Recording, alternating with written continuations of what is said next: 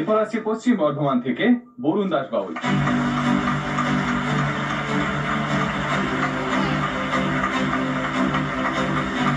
বরুণ বাবু, একটা মঞ্চ পেলেন, বহু ভাগ্য ফলে। কত বছর? মোটামুটি 15-16 বছর। আজকে এখানে এসে কেমন ফিল হচ্ছে, মানে কি মনে হচ্ছে? যথেষ্ট ভালো করার চেষ্টা করবো। কোন গান দিয়ে? আমার বাড়ি বর্ধমান জেলায়, গানটা আমারই লেখা আমারই সুর। মানে বাউল সম্রাট পূর্ণদাস বীরভূমে গান গিয়েছেন, দেশ বিদেশের মানুষ যাওয়া বীরভূম ঘুরে। আর সুভাষ চক্রবর্তী গিয়েছেন বাঁকুড়ার মাটিকে প্রণাম করে দিনে দুপুরে। বর্ধমান জেলার কোনো গান ছিল না, সেই থেকে আমারই গান। আর পশ্চিম বর্ধমানে কোথায় বাড়ি? আসানসোলের কয়লাখনি অঞ্চল, সালানপুর। মানে আমি রাঙ্গামাটি নয়, কালো মাটির ছিল। যখন লিখেছেন গানটা তখন একটাই বর্ধমান ছিল বোধহয়, নাকি? হ্যাঁ, তখন একটাই বর্ধমান ছিল। নাকি রিসেন্ট লেখা? না, একটাই বর্ধমান ছিল তখন। এখন পশ্চিম বর্ধমান, পূর্ব বর্ধমান ভাগ হয়েছে। এটা বর্ধমানের জন্য গান? হ্যাঁ, বর্ধমানের জন্য। ঠিক আছে, তাই হোক, শুনি আমরা, তারপর কথা হচ্ছে গানটা নিয়ে। আচ্ছা। থানা হলো সালানপুর, জন্ম আমার ফুলবেড়িয়ায়, আমার বাড়ি বর্ধমান জেলায়।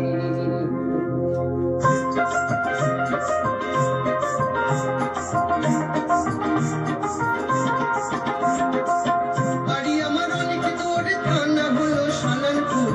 বাড়ি আমার অনেক দূরে, থানা হলো সালানপুর, জন্ম আমার ফুলবেড়িয়ায়, আমার বাড়ি বর্ধমান জেলায়। আমার বাড়ি বর্ধমান জেলায়।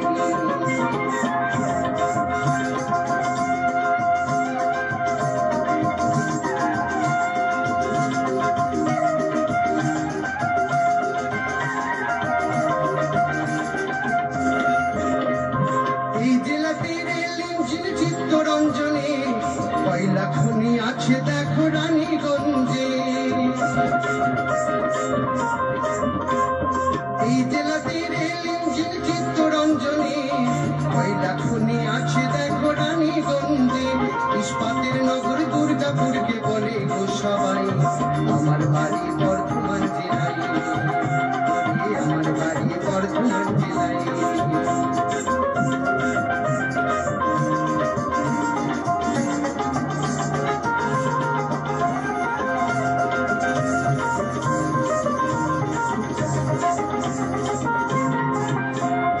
বর্ধমানের মধ্যেখানে চুরুলিয়া গ্রাম,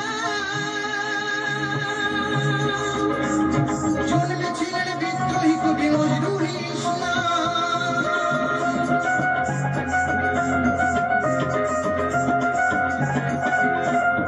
এই জেলাতে বিখ্যাত মানকরের বাতাসা, বর্ধমানের নাম করা সিমিহিদানা।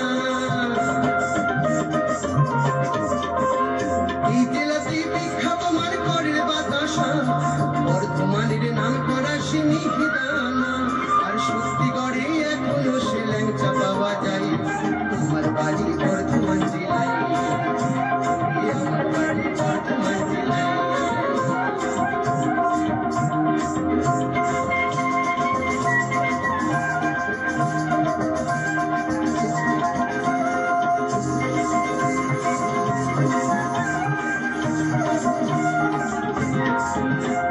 বর্ধমানের মধ্যেখানে সর্বমঙ্গলার বাড়ি, আর কমলাকান্তের কালী বাড়ি পাশাপাশি তারি।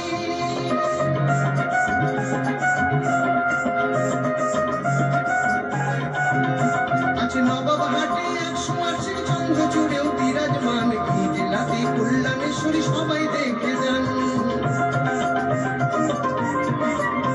আছে নবাবহাটে 100 মাসের চন্দ্র জুড়েও বিরাজমান, এই জেলাতে কল্যাণেশ্বরী সবাই দেখে যান।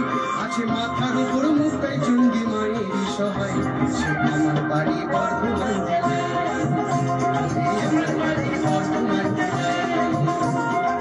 বাড়ি আমার অনেক দূরে, থানা হলো সালানপুর, নামটি আমার বরুণ দাস বাউল গান গায়, আমার বাড়ি বর্ধমান জেলায়।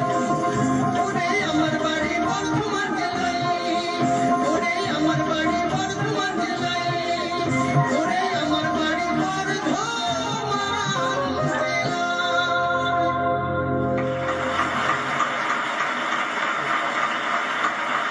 দাদা বলো।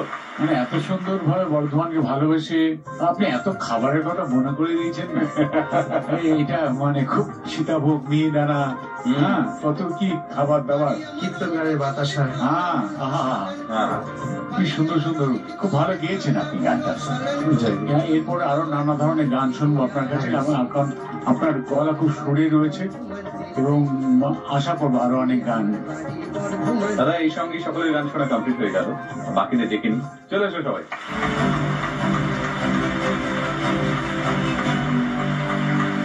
দাদা তাহলে 18 জনের মধ্যে 12 জনকে শোনা হলো। আপাতত তোমাদের প্রত্যেকের জন্য রয়েছে আকাশের তরফ থেকে আকাশের সুপারস্টার মেমেন্টো।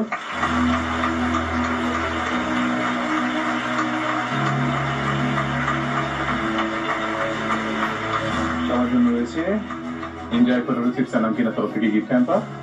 ধরে নাও দাদা, আজকে পর্ব এখানে শেষ করি, ফিরে আসছি আগামীকাল, দেখা হচ্ছে বাকি 6 জন। দাঁড়া, এরকম তো তুমি করো না, আটকালে কেন? একটা গান শুনি শেষ করছি। গান শোনা দিয়েছে? তুমি গান শোনাবে? গানটা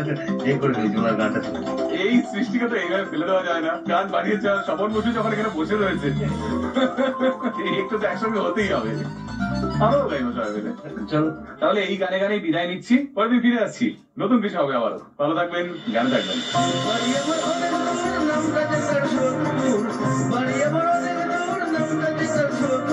কাজের জন্য থাকি পড়িয়ায়, ও বন্ধুরে আকাশে গান শুনিয়ে যায়, ও বন্ধুরে আকাশে গান